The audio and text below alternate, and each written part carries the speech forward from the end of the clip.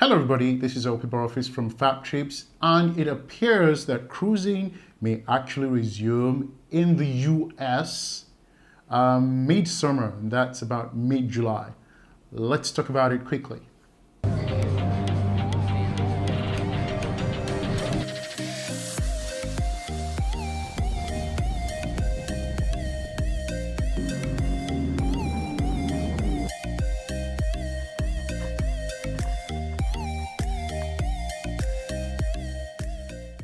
So on Wednesday, April 28th, Wednesday evening actually to be precise, the CDC sent a letter to the cruise industry essentially saying it is possible that cruising may resume mid-summer.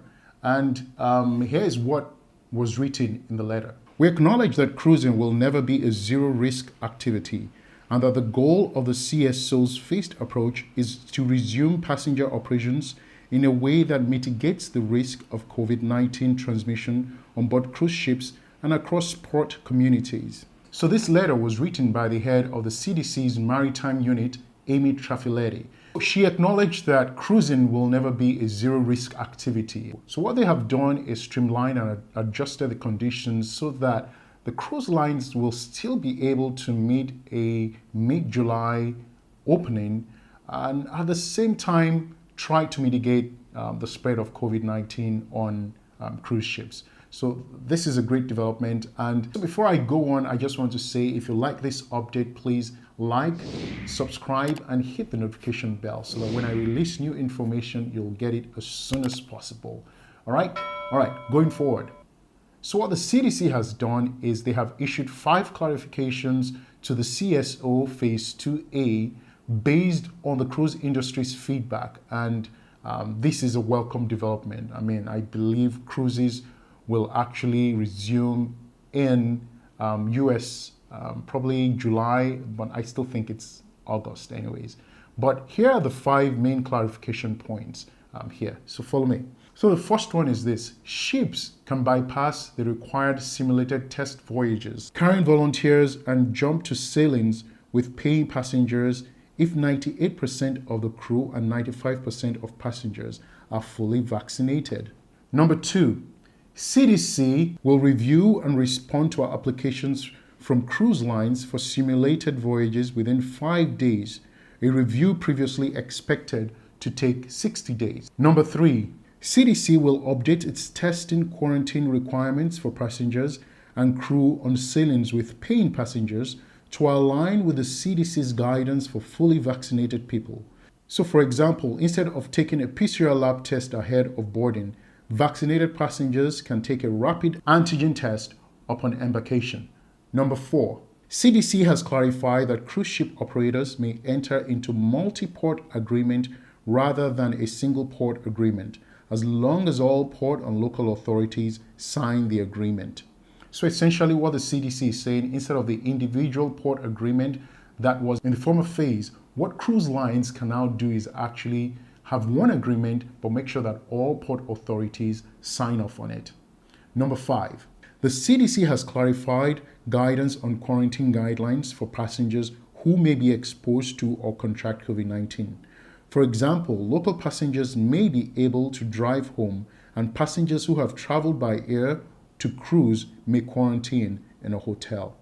So as far as I see it, this is actually a huge step forward. The first question I ask is, what do cruise lines and the cruise industry feel about this new revision? I think this is a great revision. The first one is poignant though.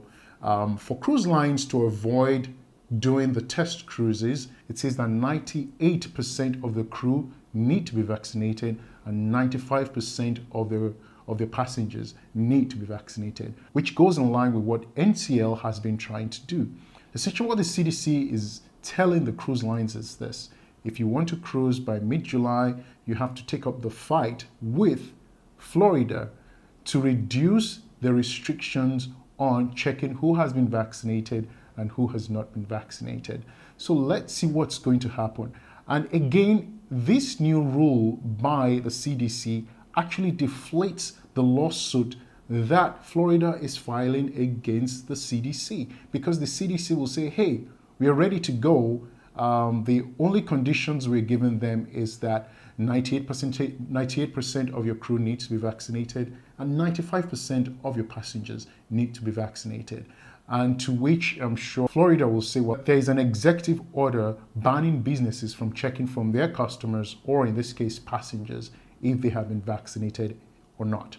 So what the CDC has done is really just pit the cruise industry against the state of Florida. And I'm curious to see how that will work. The good thing about what the CDC has also done is for cruise lines who want to do test voyages, the 60-day application response period has been shortened to 5 days. So it just shows that the CDC is not really ready to work with cruise lines. They also realized that the stringent conditions was going to be difficult for the cruise lines to meet. But from what I can see, it looks like this is something that the cruise lines have worked closely with the CDC, and there is actually hope, or should I say there is light at the end of the tunnel. Well, thank you, everyone. Again, please like, subscribe, and hit the notification bell. And once I release new videos of updates and tips and tricks, just, you'll get it as soon as possible. And check out this video, or is it this one? You'll figure it out. So till next time, have a great day, and cruising might be coming back.